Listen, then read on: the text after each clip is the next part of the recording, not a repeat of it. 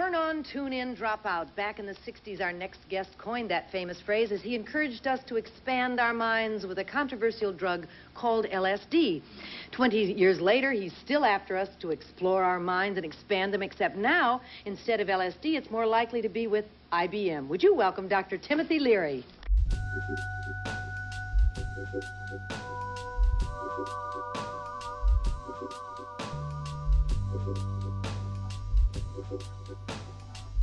I'm Don Menerick, digital archivist at the New York Public Library. Here in the manuscripts division for the past 2 years, we've been working on processing the archives of Timothy Leary, including some 375 floppy disks. One of the more challenging issues with working with the programs that he was working with developers with is the overlap that we find in the games. Mind Mirror was released. Then after that, you see a series of games, and they're all kind of similar when you start to work with them, and they have similar names like Mind Adventure, Mind Play, or there's another set of ones that are called Intercom or Innerscreen. Mostly that has to do with an idea that you were reprogramming your brain so that you're interacting, answering lots of questions, rating things, and then the algorithms on the programs would then help you understand your personality or change your personality. It's a technique. You take your old stereotypes of self or whatever it can be, and see it on the screen, and then you can massage that thought. You can change it. How would I like to be? How was I when I was a child?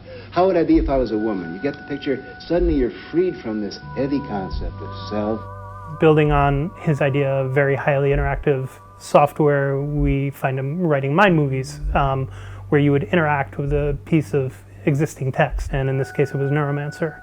Neuromancer Mind Movie was a game that wasn't realized, and we found a few bits of actual working code in it, but also lots of documentation where we saw the people that he was planning on working with to do the project. So it was to be co-authored with William Burroughs. We see David Byrne in there. Parts of the game were to star Grace Jones. The artwork was supposed to be done by Keith Haring. He was also supposed to be a character at some point in the development. As far as I understand it, this was supposed to be opening part of the game where you choose which track. From what we know of it, it seems to be that it was, at least in the beginning, a choose your own adventure. So we see the chat bar, which is the opening scene in Neuromancer, and you're playing Case, and you're talking with the bartender Rats. So anyway, you have choices, and based on these choices, it kind of brings you to these different animations that bring up these other dialogues.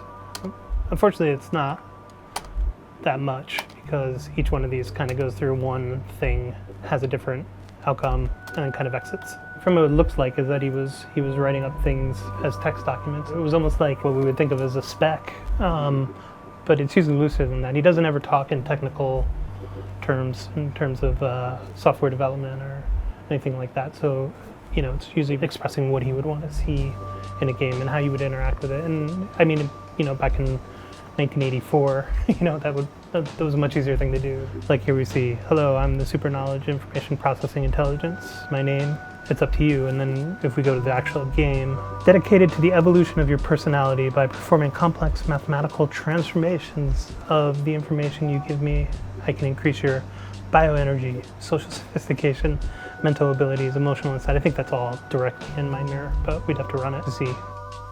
Not only is it kind of early in personal computing or mainstream personal computing, he's also quite prolific. The process of working with the floppy disks that were in the collection is that we kind of methodically had to go through every one. Our goal is ultimately to have researchers working with the originals or as close to the original as we can possibly do. And then beyond that, when we're dealing with the programs and the executable files that we're using emulation in our reading rooms. Our workstation also has DOSBox and the Universal Amiga emulator, Sheepshaver, Basilisk, that we can actually load copies of the images that we made during our preservation of the materials and allow researchers to use those.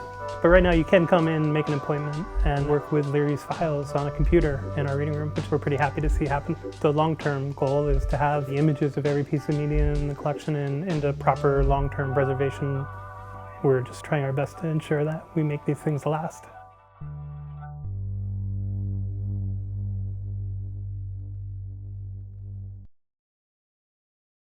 Remember that memory you have, those fleeting images, the sounds, the smells, the emotion of the past. It can all come flooding back, as if it happened yesterday.